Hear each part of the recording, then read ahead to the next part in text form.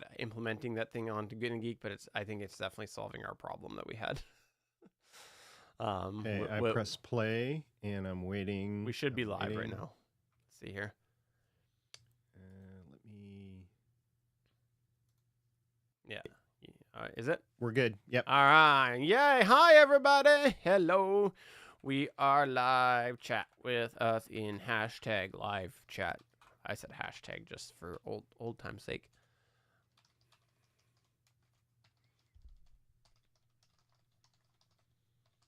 You can type faster than I can.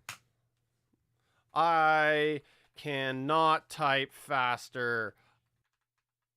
I just type terribly. Yeah, me too. All right. All right. Let's do this. I feel like we're missing something. What are we missing? Reroll? I don't think so. I didn't do this. That's why I didn't do. I didn't see nothing there. Everything's good there. That's good. Am I good at my percentage, by the way? Yes. 78. So 78 what? I don't know. It's just the Logitech's at 78. What? Dude, the Logitech camera settings, which you don't Oh, use. the 78 degree, the 78. Yeah. Okay. Yeah. I'm Yeah, at 78, not 90 or 65. Yeah, you're good. Okay. I do use it, actually. I do have to go in to change the thing. Do you just want me to start, or No. were you doing something? No. Okay. No. Are you sure? I'm Chris from Play Comics, a show where we look at video games based on comic properties and how well they stick to that comic book source material. A part of the Gonna Geek Network, just like the show you're checking out now. Shows on the network are individually owned, and the opinions expressed may not reflect others. Find other wonderfully geeky shows at GonnaGeekNetwork.com. Welcome to episode 305 of Better Podcasting. On this show, we discuss your public podcast show notes, also known as your episode descriptions. But first, in this week's better... No, that's all wrong. That's wrong. No, there's no but first. We got to edit the template. You're going to make me do this again? Yep. It's not in my contract. Welcome to episode 305 of Better Podcasting. On this show, we discuss your public podcast show notes, also known as your episode descriptions. In this week's Better Podnerings, topics include Chartable closing down, SP runs down an update about his search for a StreamYard replacement, and we get an email from Captivate. And finally, in this week's Better Podback, we have a listener who is dabbling in another podcast app and cancel your podcast now because you are obsolete. Lauren, you will never be obsolete to us. Start the show now. This is Better Podcasting. We are hobby podcasters through and through, just like you. That's why we are different. We minimize the money talk so that you can focus on building a better podcast.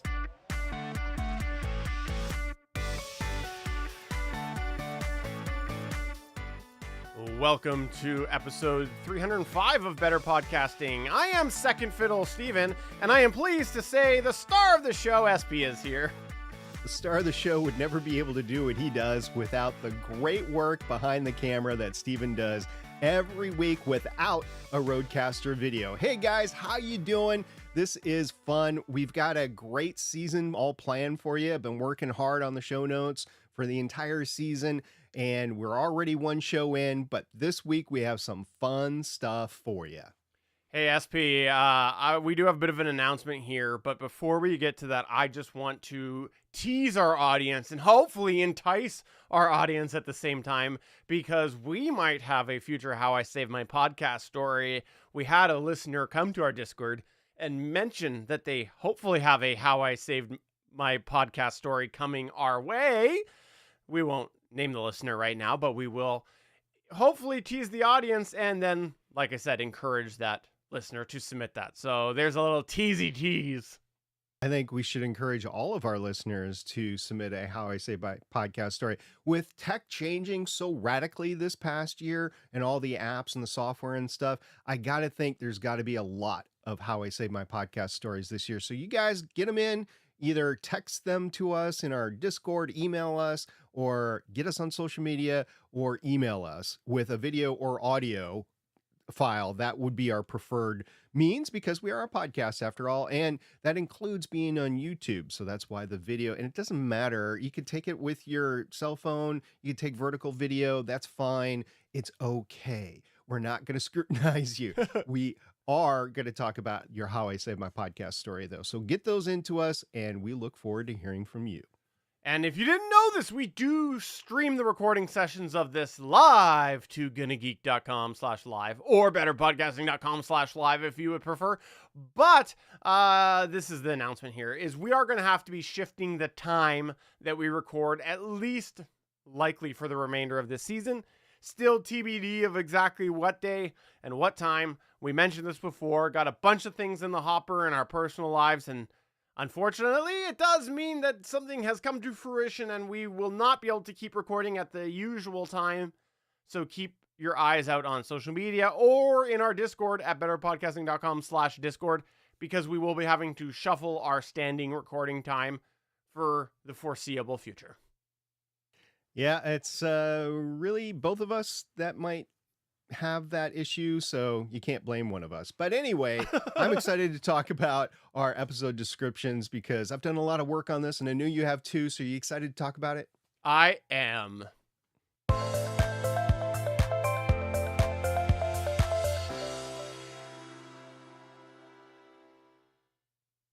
We don't know about you, but after we edit an episode, our preference is just to upload it and publish it.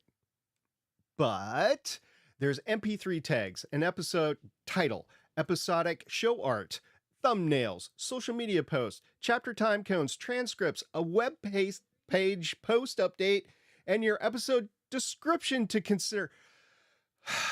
It can be frustrating when you just want it to be done, right?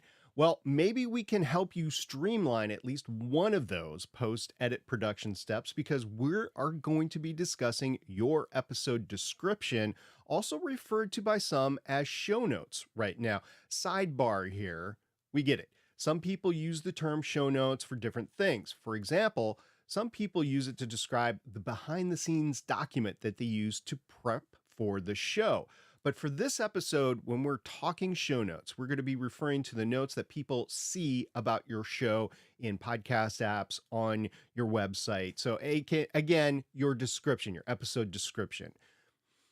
While transferring our show's RSS feeds when we moved off of Libsyn, we validated every single episode, or are in the process of doing that, and updated the descriptions along the way. And you can bet that we have a few observations and some revelations about this RSS episodic field. Hopefully, by sharing those thoughts and observations with you, it'll help you focus on what's important as you publish your episode and what you can save time on by not including. So let's kick it all off here, talking a little bit about the background of the show notes description.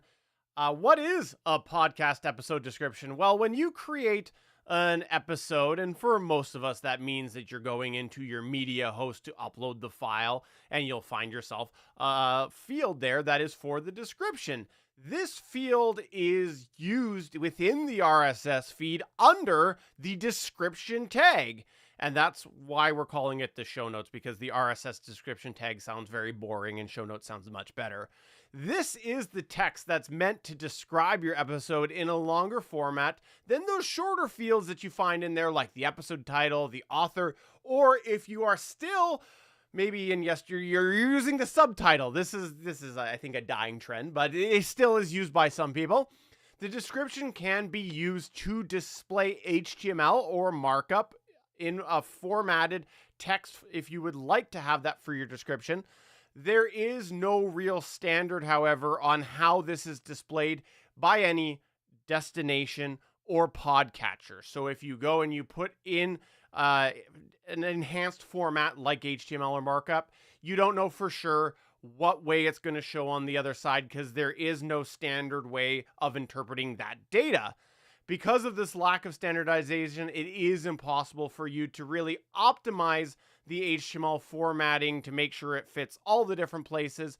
So just know that if you use anything beyond basic text, there could be inconsistency. This can include inconsistency with things like clickable URLs or links if you put that into your description. Moreover, over the years, there's been some back and forth on whether this description field is discoverable, searchable, or rankable. This is a hot debate that has happened that we have even participated through the show before, and maybe even proved things to be our way, but I digress. However, recently there is some proof with some people who have experimented that there are key terms that are used in your description that can sometimes assist how searchable and findable your show can be. So keep that in mind, that there has been recent evidence supporting the fact that putting some time into your description might actually help make this a little bit more findable for your individual episodes. We did discuss some of this in the past episodes. If you want to find out more about that, you can go back to episode 292 and 293 of Better Podcasting if you'd like to find out a little bit more about some of those tests. Now, who knows what the future will entail for description? Keep that in mind, that the descriptions have been used in a bunch of different ways, so we will always try to update you as we go through, but today we want to make sure that we are highlighting some of the key learnings that we have come across in this, because the description is probably the first thing a listener will see after they, of course, see your artwork and title, and hopefully that will help them determine if they want to listen to your episode. So something to note about a podcast episode description, it's not a blog post. And a confession here, this was one of my first faults in the early days of when I was producing podcasts. In fact, until recently, I treated the episode descriptions as a full blog post, but there is no need to treat it that way. A full blog post, each episode can start expanding your RSS feed size very quickly. And as noted a few minutes ago, not all podcast destinations or podcatchers will display fully formatted descriptions the same way. No one comes to your episode description to read it like an article on a news outlet, and think of it as the episode description as being a short written promo, a contact index, and resource appendix. That's all it needs to be. It's also worth taking the time here to reflect back on what we said just a few minutes ago. Making your post read like a human wrote it. Why is this? Well, because an episode description is primarily going to benefit people who actually want to read it. When you put a lengthy or hard to follow episode description out there, sure, there may be a chance that somehow you pick up a little SEO.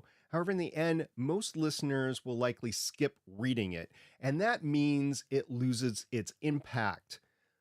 But if you keep it shorter and easier to follow, listeners, humans, are more likely to actually read it.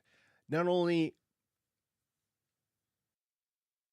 might that help entice them to listen to your episode, but it should also make your valuable time as a hobby podcaster feel a little more rewarded.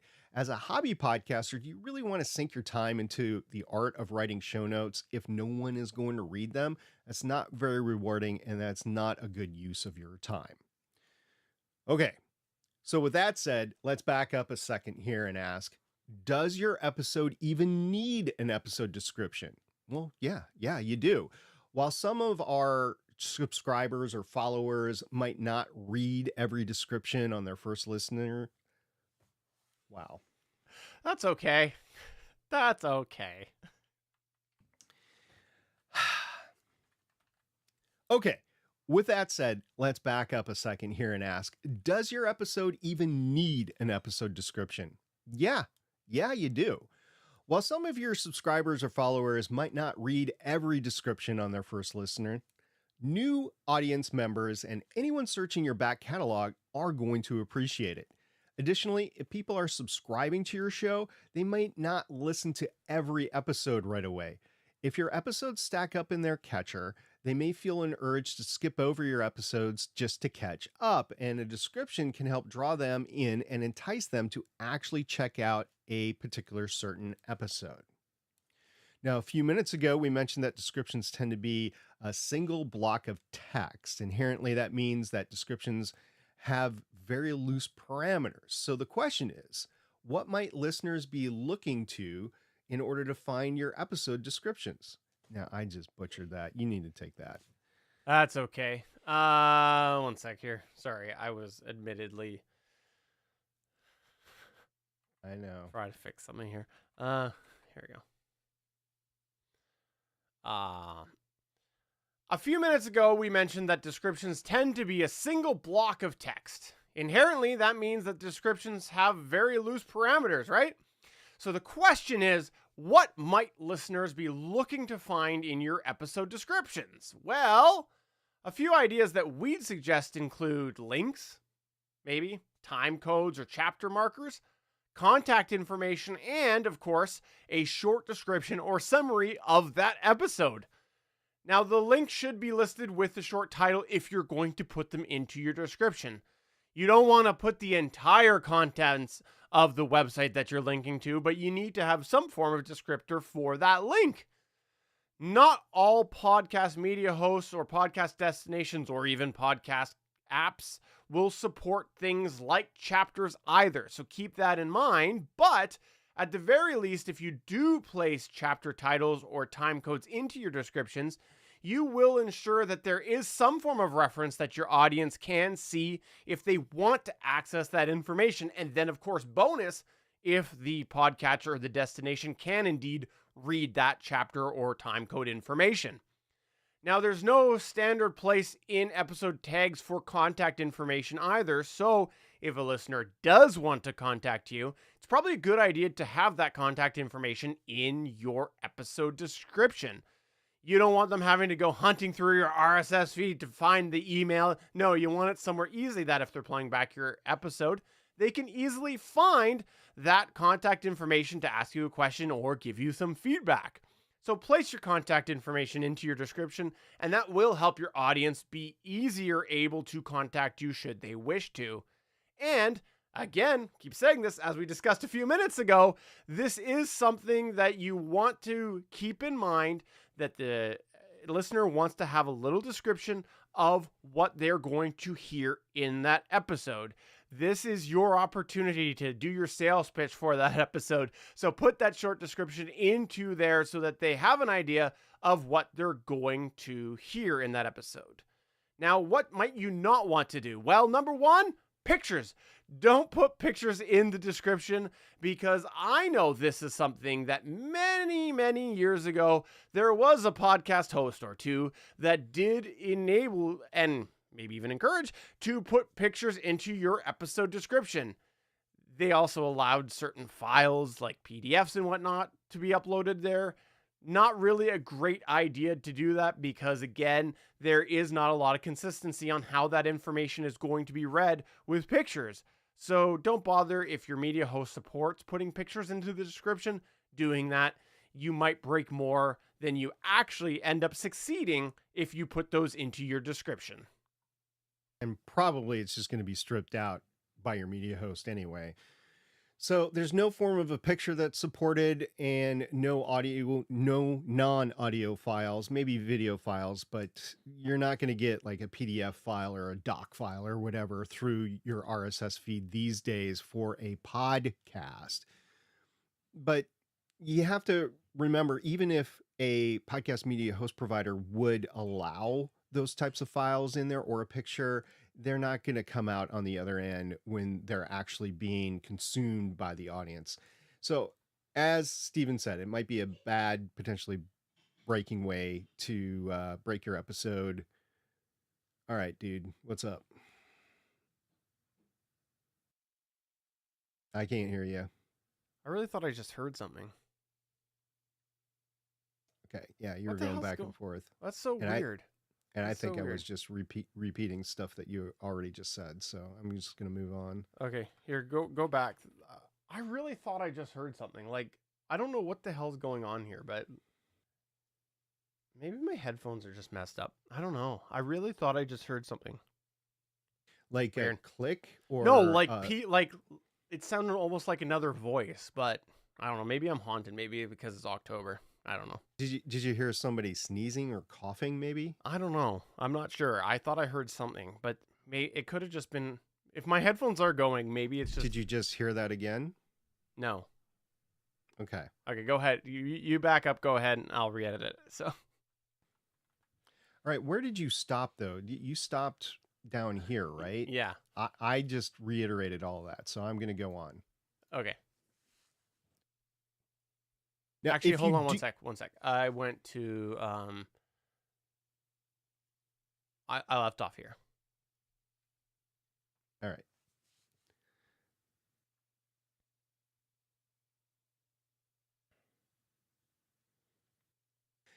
So Stephen was just saying there is no form of a picture that is supported in episode descriptions these days, and no non-audio files, except for the rare like video file. Perhaps we didn't find too many media host providers that do that. I know there's a couple, but even if some podcatchers support pictures in your description or non-audio files in your RSS feed, you have to keep in mind how the podcatchers that will get it that just are not going to process these details. It might actually break your feed or the way your episode appears in the podcatcher. And that's why you should just stick with text and perhaps minimal HTML or markup. But I'm going to advocate pure text. I know there's some purists out there that really want to mark up their episode description. I think text only is the best way forward to future-proof your description. So if you need to refer to a graphic or other type of file, you're going to have to post it somewhere and then point your audience to that external storage location outside of your podcast, generally with some sort of URL, whether it's clickable or not. If you do place HTML or markup formatting in your episode descriptions, it is going to make your RSS feed bigger, which means the chance for it to produce an error rises for podcast destinations, podcatchers, and in case you want to migrate your RSS feed, as we discussed last week. Also, the availability of transcripts now supported by podcast destinations and podcatchers such as Apple Podcasts and Spotify now remove the requirement to summarize everything in the episode. A listener can simply open up one of those apps and read your transcript. And yes, they can even search your transcript within the app itself. I know because I tried it this week. All right, so let's move on to some best practices, because this is something that if you are going to try to do comprehensive show notes for there, you should keep best practices in mind to hopefully make things a little bit easier for you. As we noted, key terms have been found to be searchable inside of episode descriptions, so we would encourage you as you're writing these notes to go ahead and populate those brief descriptions with some key terms that you do want to be found through without sounding spammy. That's the key thing. Don't write them from a spamming perspective, write them from a perspective of mindfulness. What terms might I want to be found, but how am I going to make sure this still sounds human readable? Readable. Yeah, it's a day. Yeah. It's a day. Cheers. I don't know about Steven. I'm not drunk.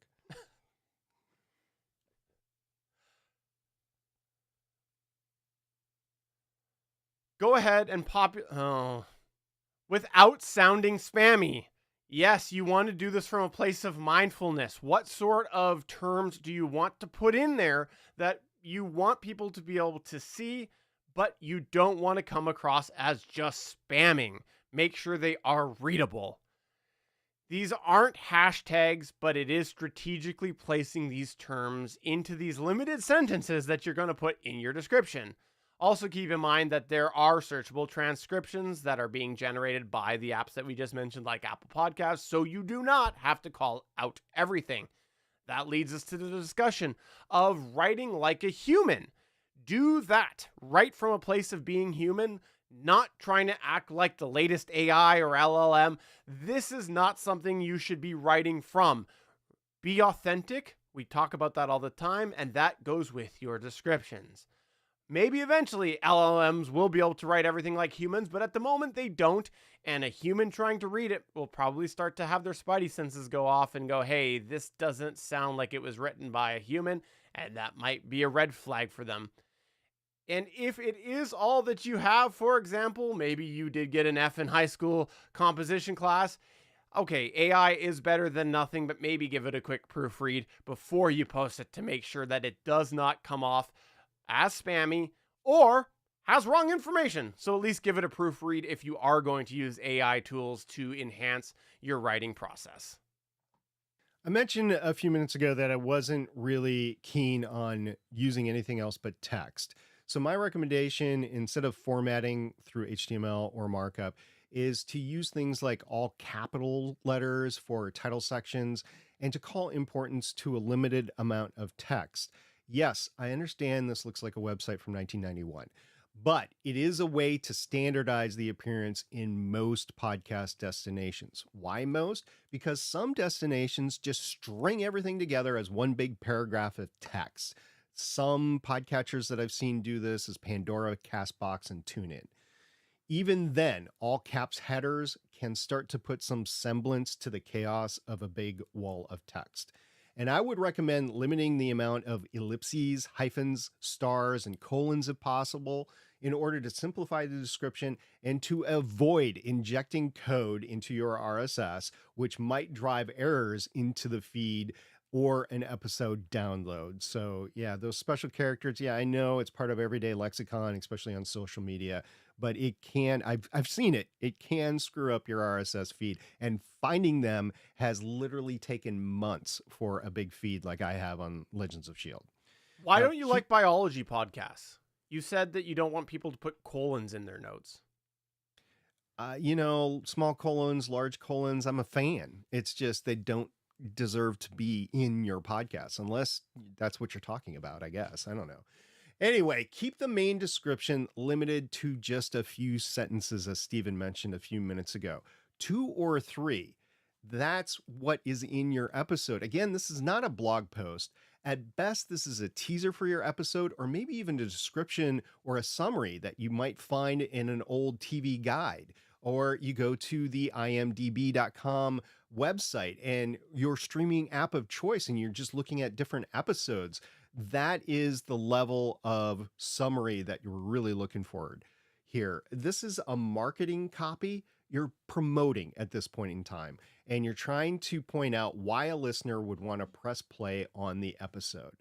Now, for a full rundown, a listener can use Apple Podcasts or Spotify and read the full provided transcript, as we've mentioned at least twice before. I want to foot stomp that. Transcripts have transformed what you should be putting in your show notes. There is no need to put your entire transcript in your show notes. It's a separate field, or it's auto-populated by apps like Apple Podcasts and Spotify now. Also, consider using bullet points so your key focus is easy to follow. If you have yourself several long-winded paragraphs, people aren't going to read it. Most people are only going to skim it anyway, and that could lead to less impact and also increase the chance that valuable things that you want pointed out in your episode are overlooked.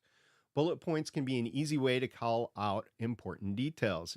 You can use hyphens, you can use formatting for it, or you can use spaces in between the text. I know that doesn't help with the big wall of text, but you can't really optimize for everywhere. So you got to pick and choose your battles here.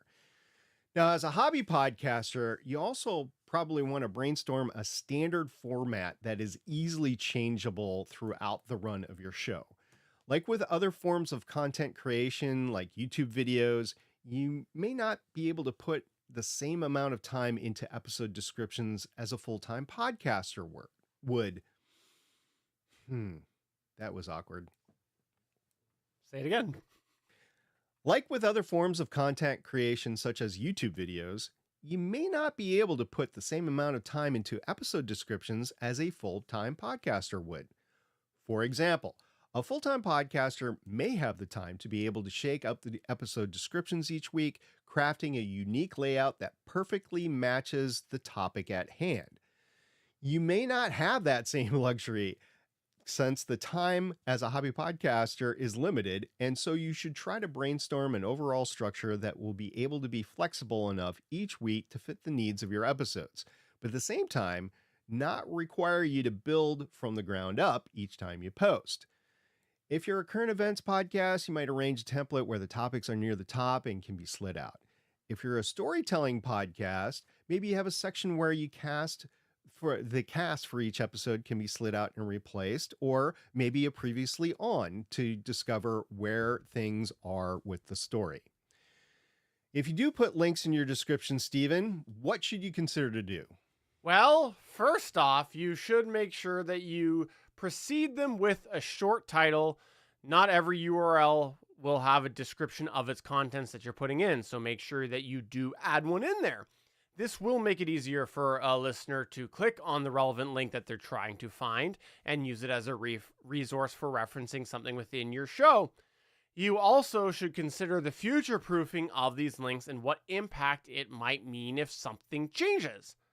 Hey, last week we were talking about how in the process of migrating our RSS feed for Better Podcasting, we took the opportunity to go back in our show notes and replace all of our past social media links we had with a more generic link, because back when we posted things, we had all sorts of activity on Twitter and Facebook, and now it's not so much that anymore. So we decided we wanted to go back and replace those links with something more generic. Well, let's break that idea down a little further, because we said we used to have an active presence on Twitter. Well, what about all those podcasts that put Twitter links into their show notes? The reality is Twitter has changed a lot. It's now X, and a lot of those links don't actually work anymore. So all those podcast descriptions out there that use links to Twitter, they're no longer valid. So it's just an example of how when you are putting links into your actual show notes, for all of eternity, you might be pumping out through your RSS feed a description that contains bad links. So you want to keep that in mind when you're adding links in there. Is it something that really needs to be in there? Or is it something that might change in the future? So keep that in mind when you put links in there. Now, depending on what kind of web presence you have for your podcast, you actually might want to think about not putting links into your show description and instead using somewhere else to house those links. If you do have a website, this might be an opportunity for you to try to drive some traffic towards that website instead of actually using your show description where they can quickly click into those links. You might, through your show description, encourage people to find all of the links on your individual website if you have one. So that way you're trying to drive some traffic to that website, and that might be the one link that you do have in your description is over to your website, where people can then subsequently find individual links on the post for that episode. This encourages people to access the website, but it also ensures that your links are available to everyone. Because again, let's back up here a minute. We talked about how all the podcatchers that are out there and all the podcast apps, they don't handle formatting all the same. And so if you are pushing your podcast out somewhere that doesn't process links properly, and it exists, I'm not crazy, in 2024, there are still places that don't process links properly. You are essentially putting your links in somewhere that someone might not be able to see. So if you're directing people to a neutral place, like if you have a website that you have individual episode links out there, you are directing people to a place that you know everybody can get to. Like when we say, go to betterpodcasting.com/305, everybody can do that. That doesn't bank on their podcatcher to go to that. So you might want to think about how those links relate to your show, and maybe putting them in your description is not actually the best place for it if you do have a neutral home like an independent website. And we know what you're saying. Stephen SP, there's no way that people are going to click over to your website from their podcatcher. That's just an extra step. I want to make sure that they have the links right in the description. Well, I won't bore you with the technical details, but I will say that that's the operation that we've had for this show, is we primarily put any links that we reference on our Better Podcasting site And I have concrete details that those links are accessed, even though they're not in our show descriptions. Moving on, you should definitely add contact information to your episode descriptions. Nowhere, and we mean nowhere, is your contact information easily available to listeners. At best, it is displayed as an email address to contact the show's production team if you have that available and enabled. And it could be you. Like, heck, let's face it, if you're listening to this right now, it's probably you, since most hobbyists are just a one-man band or small team. However, if you want to be found at a website, Discord server, or social media account, you're going to have them listed in your episode description. Very few podcast media host providers include a link to your social media accounts. That was one of the criteria we evaluated in season 4 of Better Podcasting earlier this year. Aside from listener users, here's another reason you might want to consider adding this to your description: theft. The reality is, in today's internet, there are many bad actors out there stealing people's content in an attempt to make money. And this is done in different levels of effort. Some of these actors simply suck up people's content and duplicate it elsewhere. If they do this with your description, it's good for you to have your proper contact details there.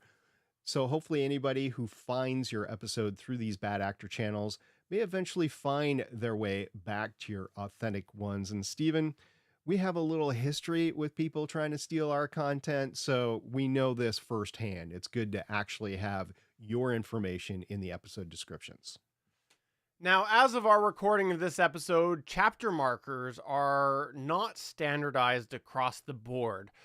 This is not standardized across the board with podcatchers or with all podcast media providers. Podcast media hosting services like Captivate, Buzzsprout, and Transistor do enable chapter markers, but many don't. So one way that you can help your listeners out is to place time codes in your episode descriptions. In some cases, placing time codes in your description will actually enable the chapter for the podcast destination or podcatcher. So it's an action that you could put in there to maybe get some people to have that functionality. Now, this could change in the future if chapters are more adopted in the namespace tag. Sorry. One sec. Oh, man, lots of edits. Me to take that. No, yeah, I know. Sorry. Now, this might change in the future if chapters are standardized more in Podcasting 2.0 through the namespace tag. And of course, if media hosts choose to adopt this standard, but the jury's still out on all of that. So for now, it is just a crazy chaos of people adopting chapters and time codes. And then automatic generated transcriptions are available in Apple Podcasts and Spotify. I think we mentioned it at least 3 times previously in the show. But if you generate your own, you may find yourself going through hoops to replace this automatically generated file with yours. And some podcatchers don't support the transcript tag yet. So a way to include them if your media host doesn't have a spot for them or the podcast destination does not support them is to place it online on your website and then put a link to that in your description. Now, as with the chapters, keep your head on a swivel for this best practice for transcripts, because it's more likely to change in the future than others at this point. It really is an evolving thing for both of these, and just keep your eyes and ears out. And we'll talk about it as things change here on Better Podcasting. Now, as a backup for your episode description, or in case the only thing that survives from your show for whatever reason is the episodes and the MP3 files themselves, you can place the description in the lyrics portion of the MP3 tag for a backup. This would be text only. This is assuming that your podcast media host provider does not strip out the MP3 tag, because we know some do. And there is dwindling proof now, for example, none that we know of, that MP3 tags are beneficial anymore. But it could help you out in the future to recover those episode descriptions if all you have is the episodes. So it might be worth the effort to go ahead and tag your MP3 files or your audio files with the lyrics description with your episode description. Finally, the last thing that we're going to suggest here as a best practice for the episode descriptions is to test them, especially if you are using formatting. As we mentioned a few times, not all podcatchers will process your descriptions the same. Whilst this might not be obvious, like things like processing HTML or other obvious formatting, it could be as simple as processing line breaks differently, because that happens. When you first develop your description layout, it's a great idea to try downloading this through multiple locations and reviewing how it looks. How does it look on Apple Podcasts compared to Spotify? How does it look in different podcast apps? Heck, is there a difference between Android, iOS, and web presence? So you should take a look to see if what people get on their side is what you think they're going to get when you actually publish. You definitely won't be able to test all the possible combinations of locations, apps, and destinations, but trying a few different combinations will help you at least start to see any common trends and any anomalies, and hopefully help you feel somewhat confident that it will work out for you. That is until you accidentally break the formatting one episode by copying and pasting it wrong. So shortly after you publish, multiple listeners will write you once telling you how everything is broken and they can't read the description or download the episode or the feed's gone or whatever.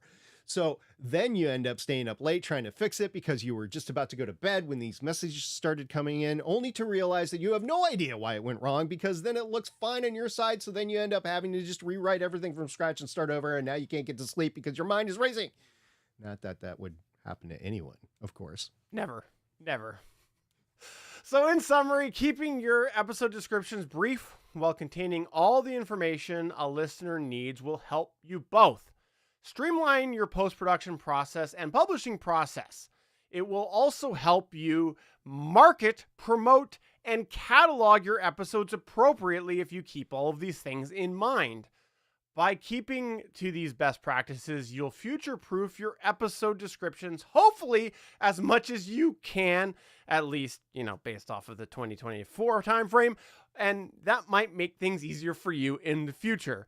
If you really need more information available, there are full blog posts with your website, and you can use transcripts. These are ways that you can enhance the descriptions by offering a secondary source of information if you want to keep your descriptions short while offering listeners a place for expanded content. These are a couple tools that you can use.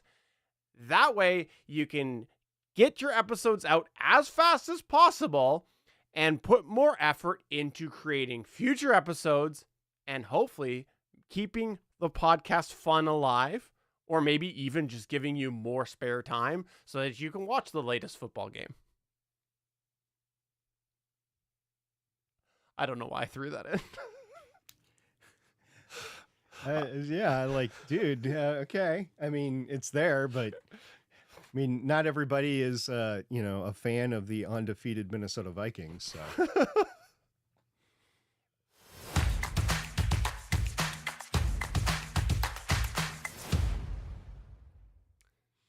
SP, there's something that I sometimes am scared of. And it's the question that I ask myself. If I was SP, how would my StreamYard replacement project be going? As we discussed a couple episodes ago with the teaser for season 5, StreamYard raised their prices significantly. I was paying $10 a month for a very streamed down version of StreamYard. It was $7.20. I did get individual audio tracks from it, which was very helpful in dealing with some of my co-hosts and guests that either didn't have the opportunity to or the capability to record their own audio track, or maybe something happened along the way that it wasn't good. And that both has happened before. So that's kind of the key thing of what I was using StreamYard for. And I don't necessarily think it's worth $50 a month at their lowest plan to continue. I get it. What they're marketing is not a recording app. What they are marketing is a streaming app. And the people that they're marketing to are people that are power users that potentially make some money, and the market is set for that sort of capability at 1080 streaming to multiple destinations with different video local tracks recorded, and that's about $50. So I'm just not interested in paying for that as a hobbyist. We just went through a whole season of Better Podcasting, dealing with podcast media host providers and wanting to streamline even that cost, which we do recommend even Spotify for podcasters, which is a free option to host your show at. So I have started to narrow down my list of possible alternatives. We talked about OBS and video before. I think we talked about Discord before as an option. Well, I added Restream to that this past week because I posted on social media that I was kind of upset about StreamYard, as a lot of people did. And the other companies in the space have taken advantage of that, and they've gone into social media and said, hey, why don't you try our stuff out?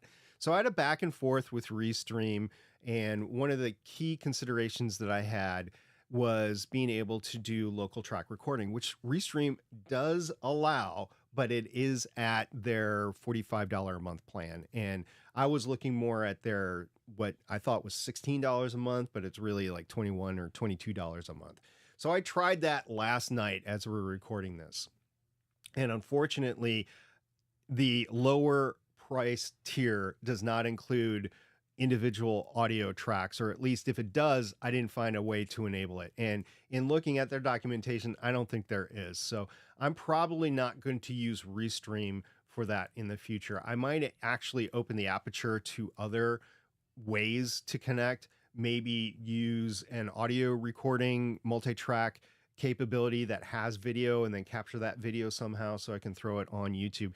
YouTube is a very small portion of my audience, so I'm not really concerned about streaming. Also, the live streaming for my shows is not all that much from an audience standpoint. So I'm okay not live streaming.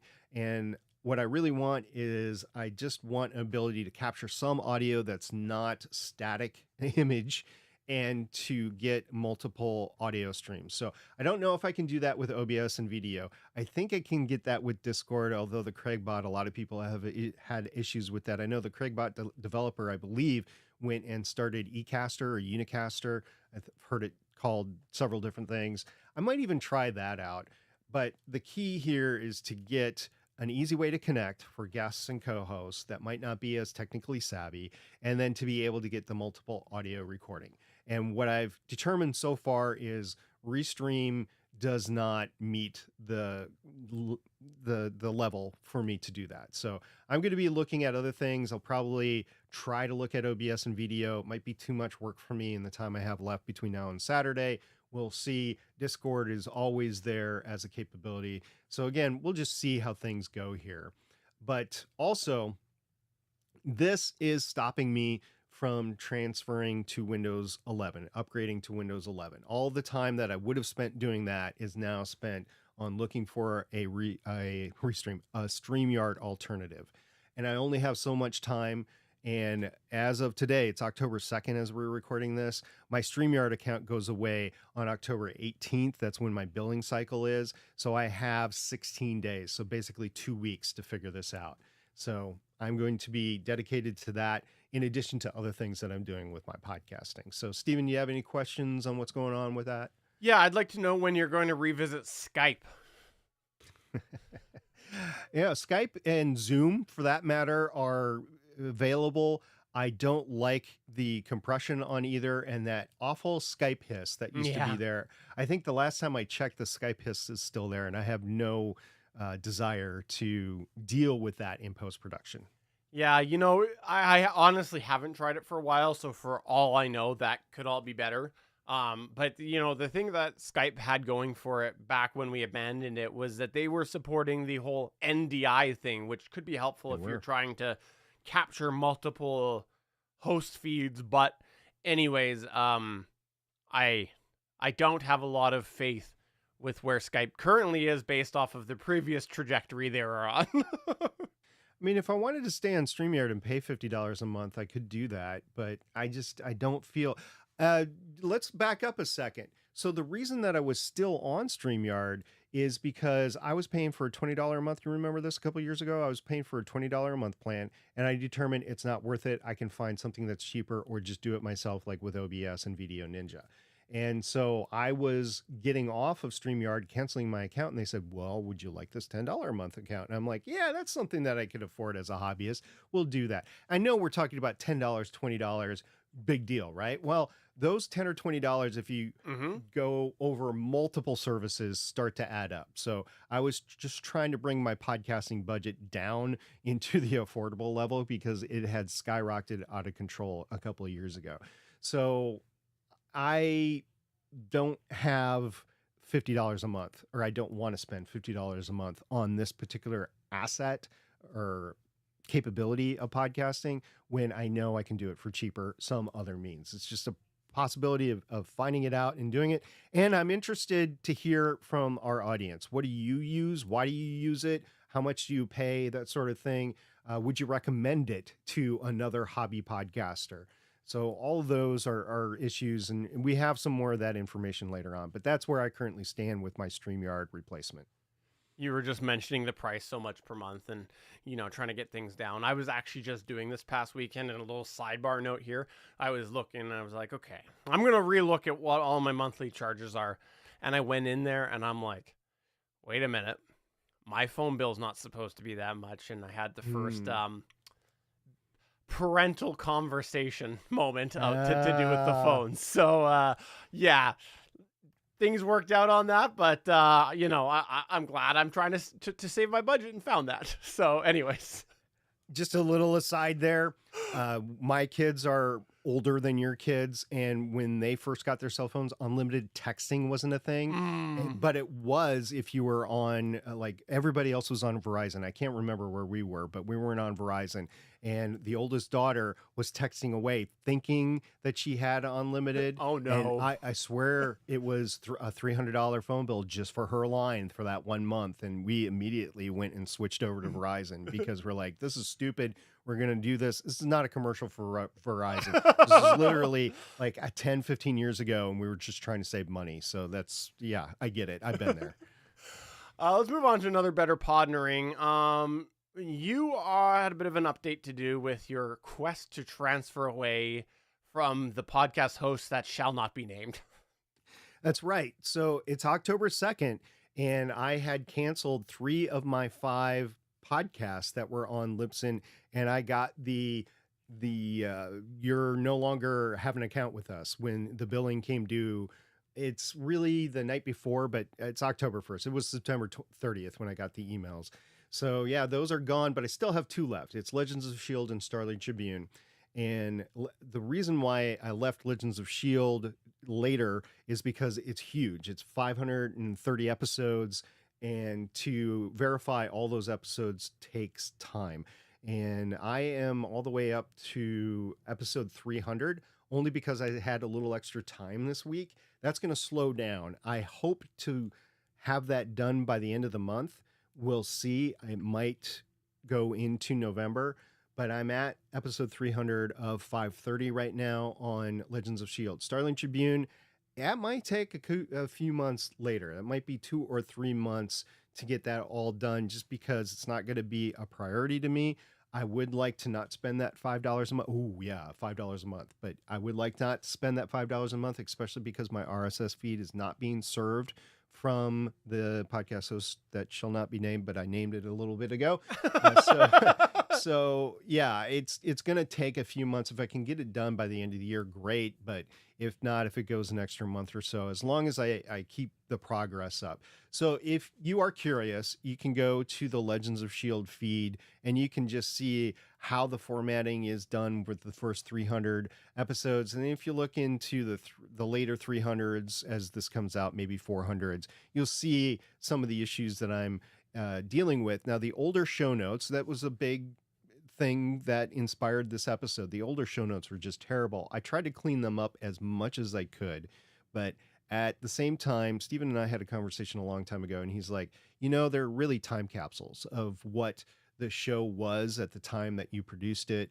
So you should probably leave them closer to the original than not. So I tried to do that, but I had to update contact information. I had to streamline the SEO of the titles and so on and so forth. So Yeah, it takes a while. I'm lucky if I can't if I'm home all day, I'm lucky if I get 20 done in a day. It takes a while. It takes at least 15 minutes per episode, and then I got to do other things too. Like I got to make meals, go to the bathroom, shower, sleep, that sort of thing. So it takes a while to get through this sort of stuff. Plus, I'm actually actively podcasting as well, as Are evidenced you? by this show right now. Oh, I didn't realize that. Sorry, I didn't know. Phone going off.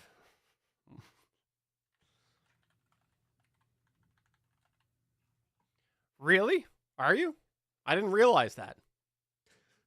Well, maybe you're sicker than I thought you were, or drunker, or whatever. Anyway, I haven't any updated other- myself on this front, by the way. It's not moving off of the podcast media host that shall not be named, but it's actually moving away from, to a degree, mostly, PowerPress, because I don't know if those of you who are new to the show, you might not know this, is that for the official Gonna Geek show, that's the geek podcast that we used to do weekly that we now do once a month-ish, with our co-host Chris Farrell. It is set up to be a RSS feed that was created through PowerPress, and I've been wanting to get that off of there for a while, just because occasionally an update will happen with that or WordPress, and then things go wrong, and there's a whole bunch of things behind the scenes that I've had to do to keep that up and going. And, you know, we've had the Better Podcasting live chat on Pinecast for a while. That was my first indication that, okay, I'm okay with how the Pinecast RSS feed is being created. It seems to work okay. I got no concerns with that. And then, of course, we've now moved the rest of these shows over. Well, I want to get the RSS feed actually pulling from Pinecast as well. And that involves a whole bunch of cleanup on the Gonna Geek site. And of course, getting it all imported and cleaned up properly on Pinecast. So I had actually started this before we migrated Better Podcasting over. And then I just got really tired. I think I got up to like episode 100 or something. And it was just like, no, this is taking too long. And then I faded away from it, and then was forced to do it to Better Podcasting because we're like, we're getting off of the podcast media host that shall not be named. And I came up with those shortcut solutions, and now I feel all like revitalized and excited about continuing on with Gonna Geek from some of those learning things that happen with Better Podcasting. So I actually need to go in and undo a bunch of the things that I previously did, just because some of the shortcuts I developed for Better Podcasting won't work with the changes that I've made. Particularly what it is I have already taken the Pinecast media host URL and put it into the Gonna Geek site, but I want to go and basically take the same approach I did for Better Podcasting. So I'm excited to eventually do that. And then, yes, I still will use PowerPress for running the Gonna Geek site, but the RSS feed will no longer be required to have PowerPress. It will be pulling from Pinecast. So I'm excited, and I didn't talk about that in the last couple of weeks, but I wanted to mention that because that is another show that I still have to officially migrate. Yeah, it's exciting to hear about the website side of things, because admittedly, I haven't done anything with that, and you've done everything with that. So I just don't have the time to deal with it, and that's why I'm part of the network. We've talked about it many, many times before. You handle the web stuff, and I handle the talent on the show, right? That's the agreement, right? The agreement is that you are solely responsible for the talent because you are the sole talent on this show. Okay. Moving on, we also got an email from Captivate. Now, we're not going to read out the whole email. It was quite a long email, but we did get an email from Danny Brown from Captivate. This came in on the 26th and was giving some response to our review that we had given way back, I believe it was in May. And basically, Danny had some points that he wanted to bring up to do with some of the different comments that we had made. And some of the things were to do with changes that have still happened. Some are to do with the fact that he felt there were some points that they had that we said they didn't have. And in the end, we're not going to run down all these individual points, but I do want to say, if you want to learn more about what Danny said, come to our Discord at betterpodcasting.com/Discord.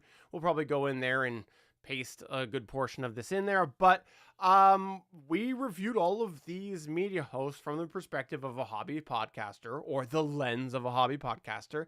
And that include dedicating a hobby podcaster amount of time of going in and reviewing these services. And some of the media hosts, things were easier to find than others. And a couple of the things that came up, obviously we didn't find. So,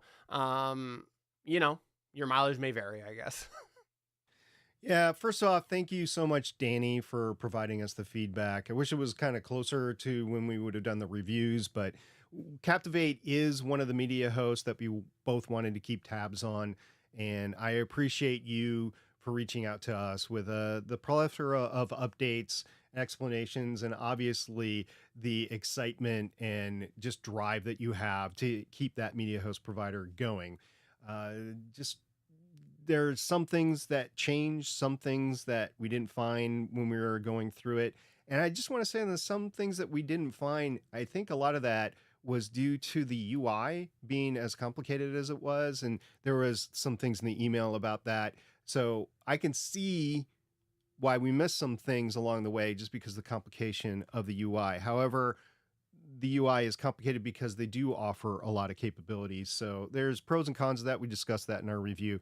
I still am a no on recommending Captivate just because of their download limits, and that was discussed in his email. It was a choice that they made for legitimate business reasons. I get it. As a consumer, though, I don't want to limit myself by the total amount of downloads. They do make, as Danny said in the email, they do make concerns. What did he call it? I'm sorry. I got to go back. Go ahead. They do make exceptions if you get an unexpected hit in a month, but if that continues for a while, it's just going to be, your issue. And for me, having so many shows, the possibility, even shows that have been closed for a while now, if one of them takes a hit for whatever reason, then it's going to put me above their download limits. And we did the calculations on the download limits before. So that's the one thing that I'm still a no on. I just want to say Danny did discuss that. He did address it in his email.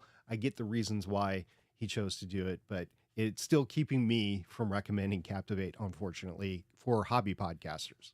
There was one area I did want to call out on this show, and it was something we speculated on after we started to see this lack of feature, and it was video podcasting, because we finally got some insight here to a concrete reason why video podcasting is not supported by at least this media host.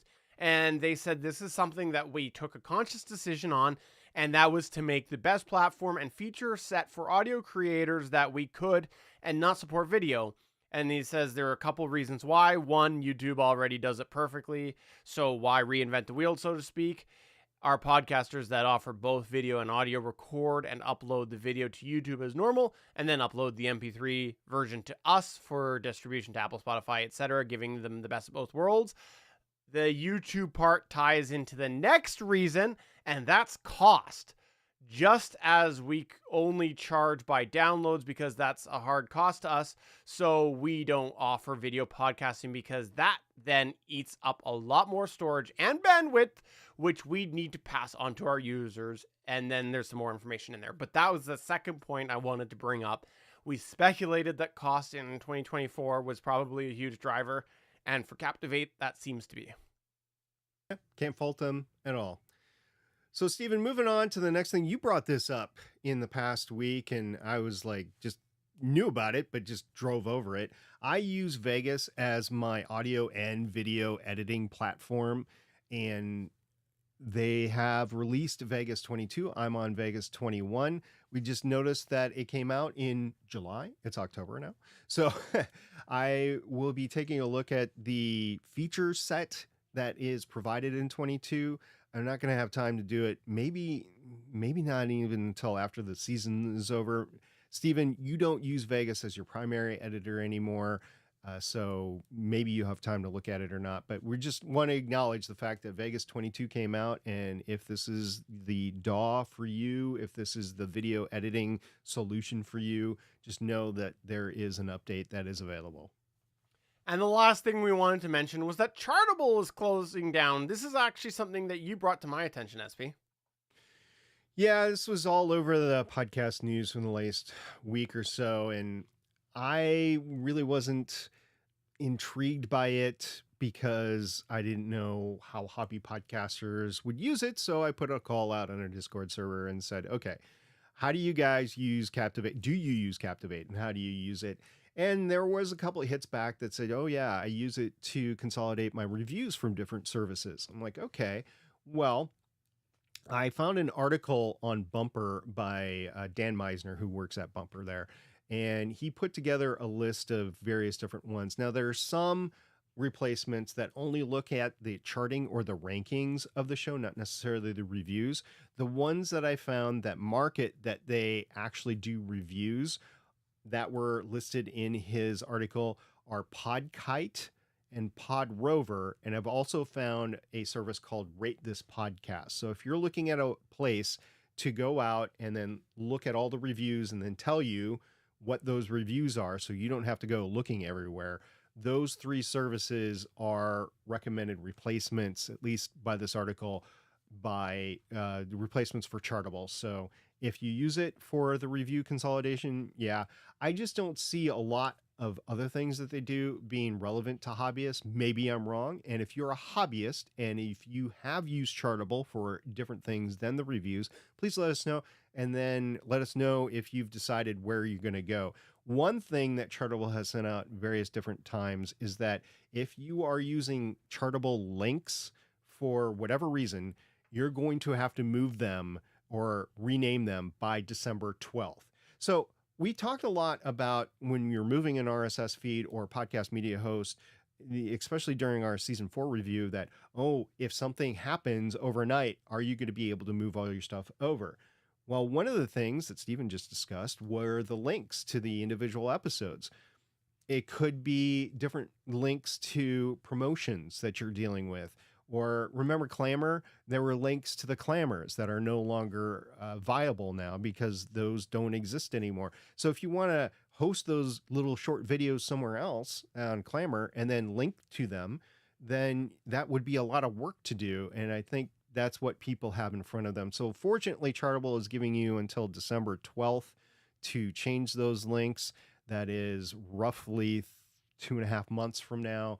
So you have some time if you do use that. But if you do use Chartable for any other reason than reviews, then let me know, let us know, and we'll talk about it on a future show.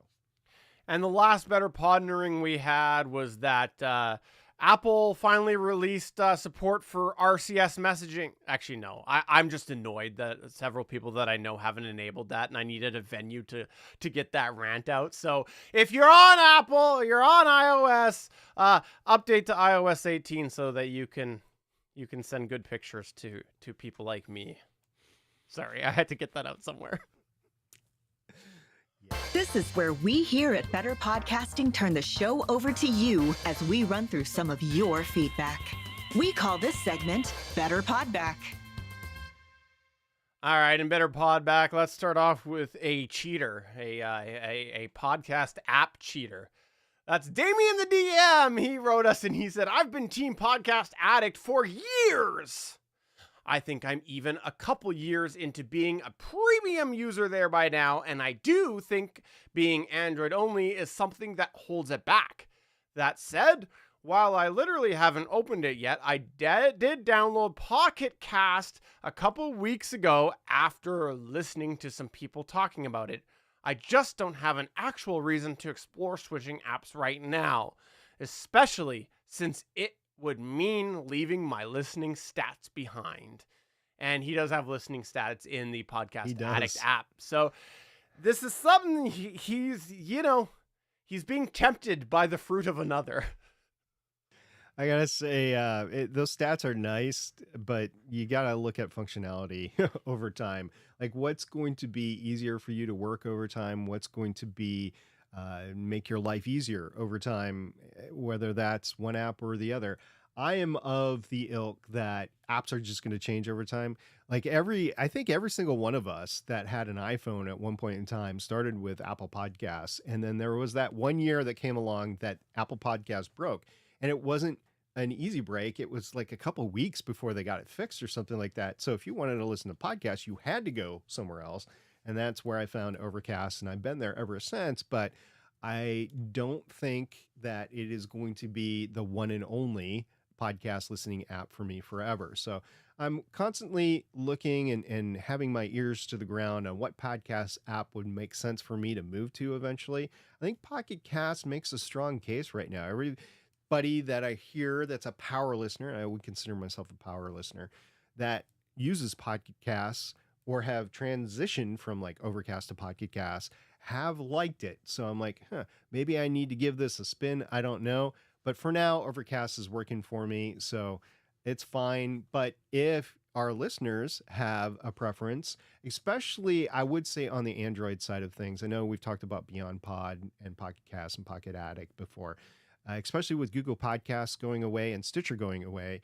I think it is a big topic within podcasting. If you are on Android, how do you consume your shows?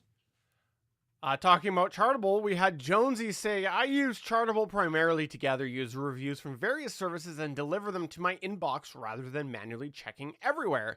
It was especially useful for non-US Apple Podcast reviews, which I don't believe show up by default for US podcasts. Jonesy has a show that's pretty ubiquitous. It's a Star Wars-based show, so it's Cantina Cast, and I can see that being worldwide, like people all over the world just flocking to those types of shows. So if you have a ubiquitous show that is not just in the US or Canada, it makes it easy. Matter of fact, now I'm not even sure how you would check another country's reviews, because in the past I would use iTunes and I would change the country, but that's not the case anymore. So I think you have to use a third-party service now. And lastly, we did no, not lastly. That's not lastly. Yeah. Because Damien screwed us from that lastly. And next up, this is where we're telling you that your hobby is obsolete. Because we did have Yakko, that's Jeremy from the Transmissions Podcast, come to our Discord and say, I took our show doc from our show that comes out tonight and cleaned it up by removing our internal notes, topic suggestions, and some other stuff. Then I put it in Google's new Notebook LM thing to have it generate a 2-person podcast. Really interesting how it goes in and defines some terms like third-party toys and the Shattered Glass Universe. I am a little surprised that it just summarized the feedback instead of reading it and reacting to it. I don't think we're in any danger of being replaced by AI just yet, but this is pretty damn impressive is what he says. No, he doesn't say damn. I threw that in there. But what? I was going to say, have you ever met Jeremy?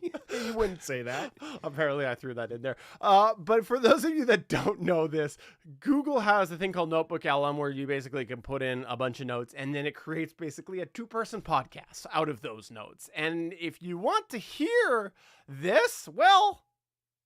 Hey everyone, want to talk Transformers? Buckle up because today we're diving into the newest toy news. This is straight from the source. You got it. We've got leaks, prototypes, even hints at what's coming up in the world of Transformers toys. All the latest intel. And we're plugging straight into the Transmissions Podcast October 2nd episode for this. Your Transformers intel starts now. Let's kick things off with a collab that has everyone talking. Transformers and Monster Hunter. Yeah, 2 big names coming together. UGE. This partnership is interesting, you know, it brings that nostalgia from both sides. Yeah. Monster Hunter, you hunt monsters, get cool loot, very similar to collecting Transformers. Like they were meant to be together. And think about the cosplays, right? Monster Hunter armor on Transformers. Awesome. I'm so down for that. Speaking of awesome, have you seen the Leoleus Prime prototype images? Yeah, they're really something. I know. But keep in mind, they're just prototypes. Right. What we're seeing, though, very exciting. They really get the whole Leoleus vibe in Transformer form. Seriously, if you're listening, go check those images out. We'll link them. We want to... I will leave that at that, but I wanted to give you a taste of that. If you want to get the rest of that, we set up a short link. You can go over to betterpodcasting.com/305. We'll make sure to have the link in there where you can hear the rest of that, but Yeah, that's a thing now.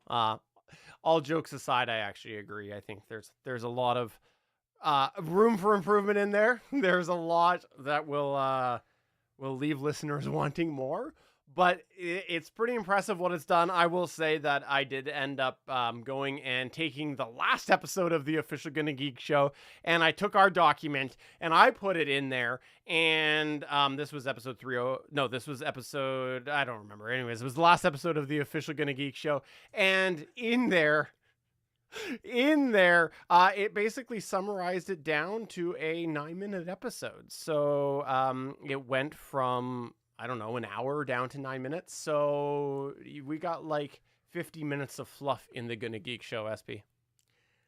Yeah, here's where it breaks down right now, in that what you just fed it were the show notes, but you didn't have the background information that all three of us had on the topics in there. It was just the show notes. It was. So that it had a so couple of that's- its own opinions come in there.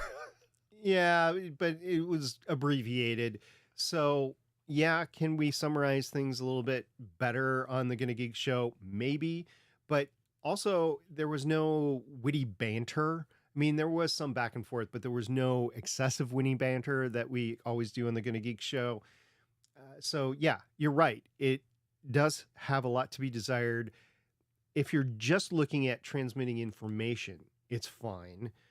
But if you want to hear like humans interacting, it's not there yet. That said, it's the worst it's ever going to be right now. You could probably in the future dial up those interactions and dial them down. If you wanted more straight-laced factual show, you could do that. If you wanted a more humorous, entertaining show, you could dial it up and you could get into that stuff in the future. It's not available today, but I think it's coming, and I don't know how fast it's coming. I would say within, I'd hate to say this, I thought it was more like 5 to 10 years out, but I think it's 2 to 3 years or less that we're going to get shows that sound better than a lot of shows that there are out there, and the market's just going to be flooded by these. So we'll see what the podcatchers and the podcast destinations, what their criteria are going to be. Will there be human-only places to consume content? Maybe. I don't know. And will there be AI-only places to consume content? Will there be a mixture? I have no idea. This is something from a hobbyist standpoint that I'm like, the biggest threat to hobby podcasting is the free RSS feed and your ability to get that RSS feed into destinations. And the second that they start charging for that, that's going to be an issue. I think I've transitioned that now where it's not the biggest, it's the same as AI, because you're going to feed AI an episode. So a lot of the entertainment podcasts that I've done. So you're going to feed it an episode of You Name the Show that's out right now, like Rings of Power. It's out right now, right? You feed it one of those shows and then it creates a reaction show. I can see that. Is it going to be something that I'm going to want to listen to personally? No, it could be something that somebody else wants to listen to. So yeah, there's going to be some competition out there. I took a look. It was episode 414 of the official Gonna Geek show. The whole running time was an hour and 10 minutes, meaning that there was an hour of fluff. I undersold it at 50 minutes. And the last piece of feedback we have is from Damien the DM saying, have you guys talked about episodes.fm at all yet? Yes. So that's going to go ahead and wrap. No, I'm just joking. What's an episode.fm? That's basically what I asked. I guess it's a way that you can point all your episodes to so that you can have a universal place to point people to in order to consume your content. Yeah, I don't know. I'm going to look into this. This just came up today. I'm intrigued. If you have any experience with episodes.fm, that's actually why we put this in here. We'd love to know what your information on it is, because clearly SP and I don't have any experience. So please let us know. Email podcast@betterpodcasting.com. Come to our Discord at betterpodcasting.com/Discord. Or if you'd really like, you can go ahead and enable RCS messaging on your iPhone, and you can somehow find my phone number and send me an RCS message. See, yeah. So I have an iPhone, and I do have issues when I'm trying to get to other family members and trying to get pictures and stuff. So the group, we've talked about this before on Gonna Geek, but I gotta say it's lesser of a concern for me, but it is the bane of your existence, Stephen. And it is interesting and entertaining just watching you fume over it. You keep on, delving into it and wanting to know the specifics. And I'm like, I don't care. Not at the level that you do. However, if I was ever to text you something outside of a, non-text app that I needed a full res picture sent to, I don't know if I would trust the text these days. I think I would have to go through WhatsApp or, whatever chat app that we use. So that's going to go ahead and take us to the end of the show. Thanks for listening to the show. If you want to find the links we talked about, go to betterpodcasting.com/305. For episode number 305 of Better Podcasting, I'm Steven saying please come to our Discord and let us know your experience with episodes.fm. And MSP saying next time we're going to be talking about podcasting tech for the hobby podcaster. See you there. Bye. RCS. Thanks for checking out another episode of Better Podcasting. You can find the full back catalog of Better Podcasting at betterpodcasting.com. If you're into geeky podcasts, please check out the other podcasts on the Gonna Geek Network at GonnaGeekNetwork.com. This show was produced and edited by Stephen Jondrew. Voice work was done by L.W. Salinas. Thanks again for listening or watching, and we hope to see you again next week. So, that problem I was telling you about, how it sounded all echoey? Yeah. I noticed just about 5 minutes ago when you talk, the waveform on the USB, it's like right, left, right, left, right, left. So I am hearing it, but then the waveform when you talk on OBS, which is a separate feed, because like OBS is pulling the feed from your video. To me, it looks like it's even. So I think that something's going on with the USB sound on my end. It's either the Rodecaster or the something in the driver into it right now. I'm sure rebooting will probably fix it on my side, but as you were talking, I was noticing it was slightly off on the left and the right. So something's going on my side, and so it reassures me I'm not crazy. And also reassure me that it is not my issue. Yeah, I don't. When you talk, it does look like it's even on OBS. I can't say for sure it's a lot smaller, but it does look smaller, or it does look even. Oh, I wonder if I can change the view. I think I can. Hold on. Here, do you want to? This is a bit larger now. Do you want to talk again? Sure. Testing 1 2 3. Check. Test. Yeah. Testing 1 2 3. No, it looks even. So, yeah. So then, anyways, at least I'm not crazy. Well, thanks everybody for coming on by. We hope you had yourself a nutty time tonight. It was a wild one. We'll see. We'll see about next week too. Yeah. Holy crap. Yeah. Again, if you missed it at the beginning, we are going to have to switch our recording time likely date. Depending on where we land, that could shuffle the release date slightly, but SP and I have to figure out when works. We have both very busy lives, and we're trying to figure out where the pocket is to be able to keep recording, and we will let everybody know. Yeah, we just don't have specifics on that yet.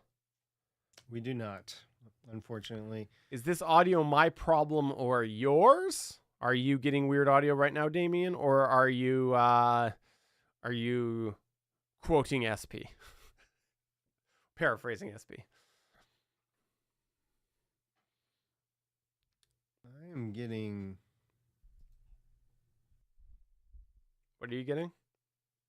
I'm getting beeps on Discord, and I've muted it, so I don't know where it's coming from.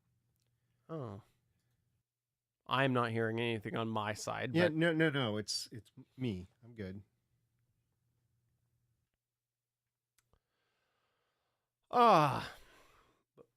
Well, thanks everybody for coming on Yep. by. We hope Yep. you had yourself a fun evening. Why does it tell me there's one in video? It says it's got an ear with one, a link with two. I don't know. I don't see your video dashboard, so I don't know. I don't know. I don't see anything on my dashboard.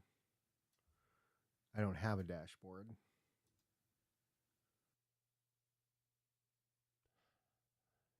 All right. Well, thanks everybody. Have yourself a restful Ooh. evening, and come back when we stream next. Yeah, I don't know. Well, we'll see. Just pay attention to what's going. If you want to hear or see our live show, just pay attention to the social medias, and the Discord server is going to be the primary place where we release information.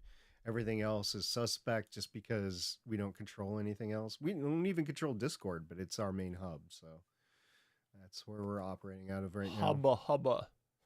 Hubba, Goodbye. hubba.